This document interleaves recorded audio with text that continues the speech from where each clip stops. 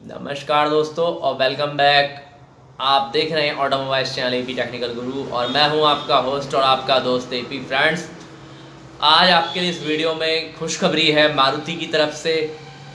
यानी मारुति की एक ऐसी गाड़ी जिसे सबसे ज़्यादा पसंद किया जाता है और कुल मिला के सड़कों पर जिसकी रनिंग है लगभग 50 से 45 से लेकर 50% तक आज भी उसका शेयर है।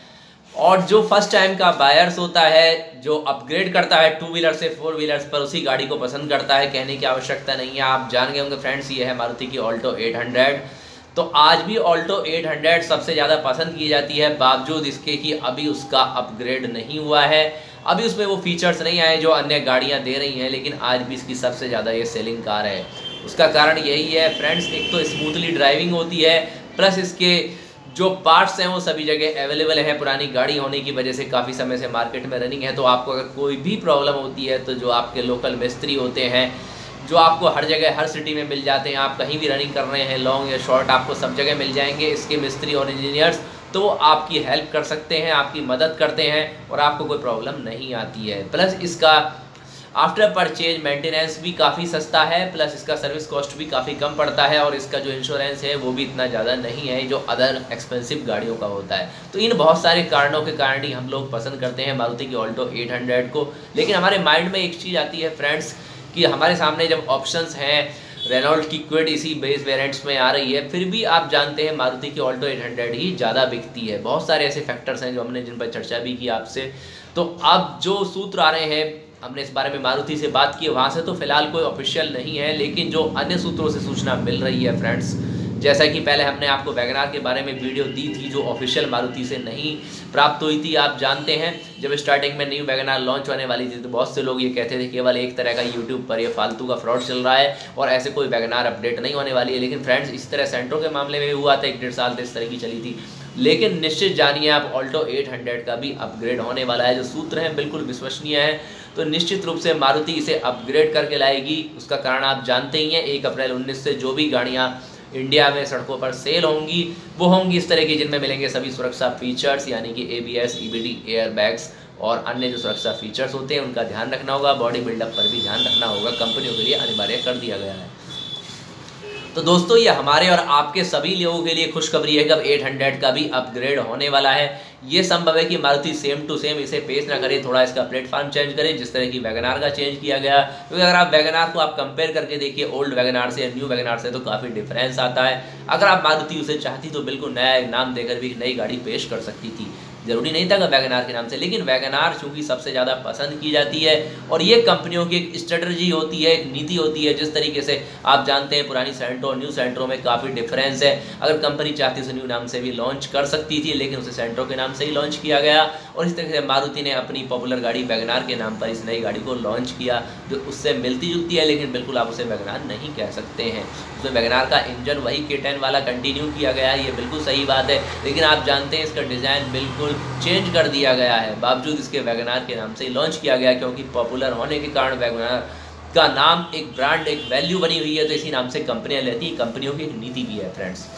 तो इसीलिए कंपनी 800 के नाम को भी आप ये ना समझिए डिसकंटिन्यू अगर कर देगी इसे किसी कारण से, तो बावजूद इसके शीघ्र ही इसे रिप्लेस किया जाएगा मार्केट में और इसी नाम से आपको ये दोबारा मिलेगी। काफ़ी कुछ चेंजेस हो सकते हैं, बॉडी लाइन पर चेंजेस हो सकता है, प्लस सुरक्षा फीचर्स तो आपको मिलेंगे। यानी आपकी बल्ले बल्ले होने वाली है। कुल मिलाकर हम अब पूरी तरह से संतुष्ट हो पाएंगे कि हम 800 भी ले रहे हैं तो हमें मिल रहे हैं सभी सुरक्षा फीचर्स, बॉडी बिल्डअप भी सुधारा जाएगा, plus ABS, EBD, air bags वगैरह। एयर बैग्स तो अब भी आ रहा है आप जानते हैं इसमें, लेकिन जो मेन फीचर्स हैं वो भी इसमें ऐड नहीं किए गए, तो फीचर्स भी इसमें ऐड कर दिए जाएंगे। प्लस आप जानते हैं 800 का जो CNG वर्जन आता है सबसे ज़्यादा माइलेज देता है, तो CNG भी इसमें निश्चित रूप से मारुति कंटिन्यू करेगी, ऐसा हमारा विचार है फ्रेंड्स। इसके अलावा और आपका सजेशन क्या है, आप इस बारे में कमेंट्स बॉक्स में अवश्य लिखिए कि मारुति को इसमें प्लस क्या ऐड कर देना चाहिए इसी प्राइस रेंज में, या समझते हैं लगभग थोड़ा बहुत जिसे अप किया जा सकता है।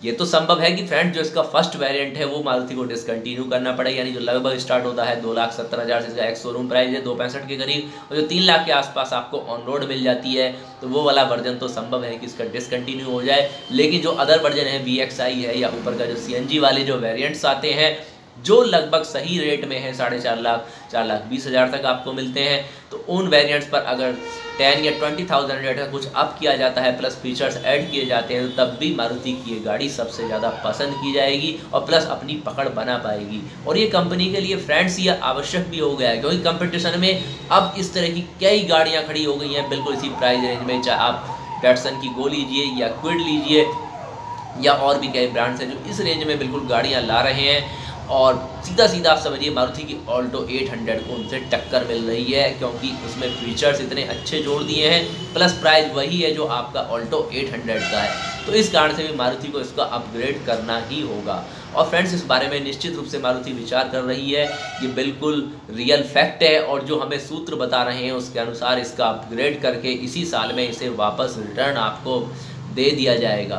इसकी एक और गाड़ी की हम चर्चा कर लेते हैं और 800 के बाद में फ्रेंड्स जिसकी हम बात करते हैं K10 की। तो K10 आप जानते हैं 800 के बाद जो सेकंड ऑप्शन होता है वो K10 ही है, इसमें डबल फैसिलिटी हमें मिल जाती है। आपको बहुत हाई एंड पर जाने की आवश्यकता नहीं होती है कि आपको एकदम 7-8 लाख की कोई गाड़ी लेनी होगी, तो लगभग थोड़ा सा ही बजट एक्स्ट्रा जाता है। लगभग आप समझिए इसमें 1 लाख रुपए के डिफरेंस के बाद आपको 1 लीटर की गाड़ी मिल जाती है, बहुत ही अच्छी। फर्स्ट वेरिएंट तो और भी सस्ता, आप जानते हैं इसका अगर LXi लेते हैं तो लगभग 800 के समथिंग टॉप वेरिएंट्स के बराबर ही आ जाता है। जो 800 का टॉप वेरिएंट्स है पर इसका LXi है लगभग सेम रेट में आता है। तो दोस्तों लेकिन इसमें एक और विशेष चीज़ मिल जाती है, आप जानते हैं जिस कारण से ये गाड़ी काफ़ी पसंद की जाती है। एक तो प्लस जो वर्तमान परिस्थिति है, यानी सड़कों पर जिस तरह का ट्रैफिक है, जिस तरह का एक रश है, उस कारण से काफ़ी दिक्कत होती है बार बार क्लच और गियर का प्रयोग करने में। तो हम माइंड में अपने ये रखते हैं, चाहे हम कितने ही एक्सपर्ट ड्राइवर हैं तब भी हमारे माइंड्स में आता है काश हमें इससे मुक्ति मिल जाती। तो इसका हमें ऑप्शन देती है केवल K10। आप जानते हैं K10 का AGS काफ़ी अच्छा काम करता है, प्लस पावर भी काफ़ी अच्छी है। दोस्तों आप जब उसका प्रयोग करते हैं तो आपने इसे फील किया होगा कि पावर में भी इसमें कोई प्रॉब्लम नहीं है, बनिस्बत आपके 800 के बहुत ही बेटर एक्सपीरियंस उसमें मिलता है। आप उसका AC भी ऑन रखते हैं और जब आप उसे टर्न करते हैं कहीं पर तो आपको कोई दिक्कत नहीं आती, किसी तरह का कोई भी प्रेशर महसूस नहीं होता। तो ये इसकी विशेषता है। प्लस प्राइस रेंज बहुत ज़्यादा भी नहीं है कि आप इसे एक्सपेंसिव कह सकते हैं, क्योंकि अगर आप सेम फीचर्स में यानी AGS में अन्य किसी ब्रांड्स की गाड़ी देखेंगे तो लगभग आपको K10 से 1.5-2 लाख रुपए ऊपर जाना होगा। आप जानते हैं जहां पर आपको K10 ऑन रोड मिल जाती है 490, जो ऑन रोड की बात कर रहा हूं,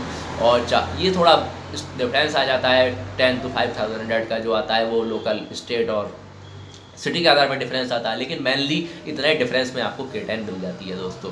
तो अब क्योंकि K10 में अभी 3-4 पॉइंट्स की केवल इस समय दिक्कत है जिसे आप और हम बिल्कुल मानते हैं। हमें एक उसमें चाहिए ABS EBD, इसके अलावा चाहिए ड्यूल एयरबैग्स, तो इसके टॉप वेरिएंट्स में आ रहा है VXI ऑप्शनल जो आता है, तो उसकी तो कोई प्रॉब्लम नहीं है दोस्तों। पावर की भी प्रॉब्लम नहीं है कि 1 लीटर का इंजन है, ये भी बहुत ही बेटर है। AGS इसमें काम करता है, 5 लाख से कम में ही मिल जाता है। यानी कुल मिला के अगर मारुति इस पर 20-30,000 का कोई डिफरेंस करके इसका कोई अपग्रेडेड वर्जन लाता है तो निश्चित रूप से मारुति का ये बहुत ही आप कह सकते हैं तहलका करने वाला कदम होगा। 5,10,000 या 20,000 के आसपास भी ये गाड़ी आ जाती है रिटर्न होकर, अपग्रेड होकर, प्लस अगर उसमें दे दिया जाता है लेटेस्ट एडवांस इंफोटेनमेंट सिस्टम भी, GPS नेविगेशन, ब्लूटूथ कनेक्टिविटी, तो फ्रेंड्स आप जानिए निश्चित रूप से इस गाड़ी की टक्कर की आपको दूसरी गाड़ी किसी ब्रांड में ढूंढने को भी नहीं मिलने वाली है।